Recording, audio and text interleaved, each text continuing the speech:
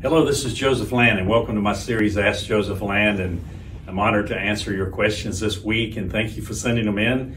And before we get started, if you'll go down below and hit the subscribe and the notification bell so that you're aware of these videos when we put them out, I would really appreciate it. And so today I'm going to answer 3 questions, and the first one is by Adam. And Adam asked me, should I invest in cryptocurrency? And so, first of all, I'm not a financial advisor, and I don't give financial advice. I'm just going to tell you what I personally think, which is why I think you're asking me the question anyway. But I want to tell you what I personally think. First of all, I think you should invest your time in finding out about money and the money supply and how money is created and those things. You should Google the Federal Reserve, for instance.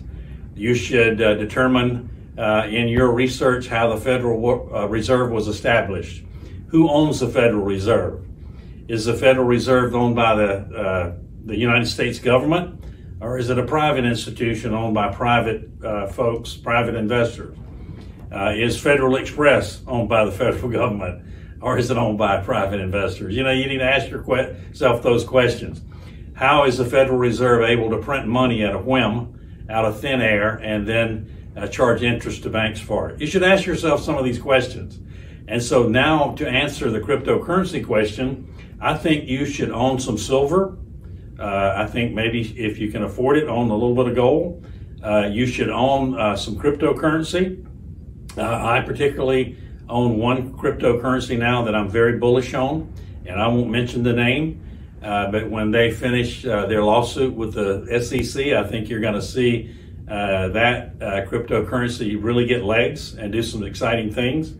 But yes, I think you should, as a private investor, based upon the advice of your financial advisor and not me, invest maybe in some cryptocurrency. If you look at people who started with Bitcoin, when Bitcoin first got going, they're multimillionaires today. And so I think this would be a good investment for you, and certainly something that I look at myself. So the next question is from Rick, and this is really a tough question. What is the difference between a boss and a leader? And, you know, a leader, in my view, is someone who looks behind him and has a lot of people following him. A lot of cases with a boss, you look behind you and, you know, there are not many people following you. And this is just for instance. This is certainly not every case with a boss, but a lot of times in a culture, a boss will create an environment that causes people not to want to give their opinion. A leader always encourages people to have an environment where they're free to give their opinion. A boss is someone who is micromanaging sometimes and wants to make sure that he or she gets the credit. A leader is someone who's very confident in their abilities and what they're able to help the team do. And a leader is someone who wants to shine the credit on someone else. A leader is someone who creates an environment where people are free, where people bring out their best for the organization, and they don't feel like that they're stymied or under a thumb and not able to be creative. And so when I'm in charge of running a company, I want people to be creative. I want them to love me and fight for me and do the things that the vision of the team agrees upon, and we all do it together. It's very difficult when you have a difficult person trying to direct traffic for an organization, and he or she does not have the respect of the people that they employ.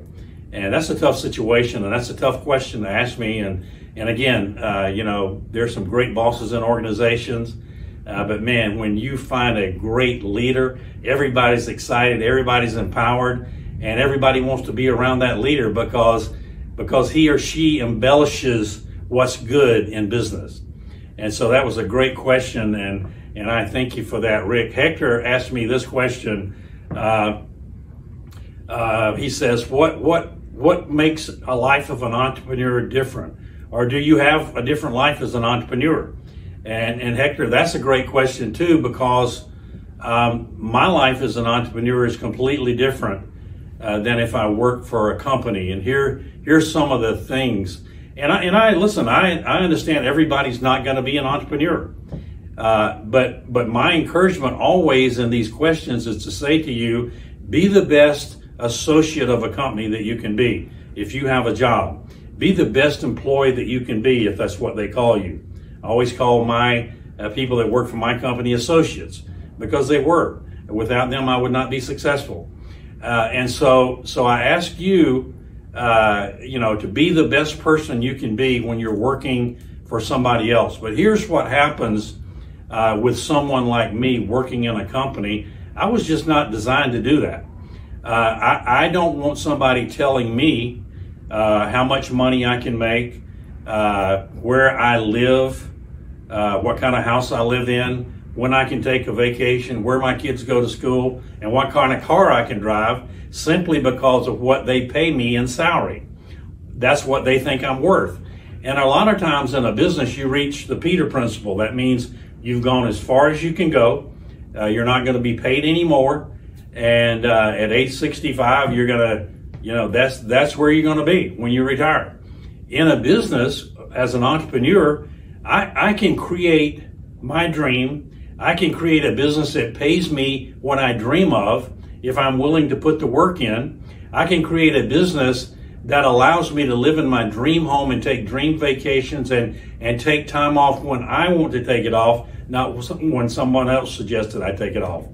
So that's why I love being an entrepreneur, because I can control my own schedule, my own lifestyle, the way I live, the way I do things, because I'm creating a business that does good and takes care of my family the way I dreamed it would. So I hope that answers your question, Hector, and thank you for asking that. And thank you guys for sending in these questions this week. It's really great to get these questions and answer them. I hope these questions bless you and cause you to stimulate you to research and do some things on your own. And God bless you and good luck to you always.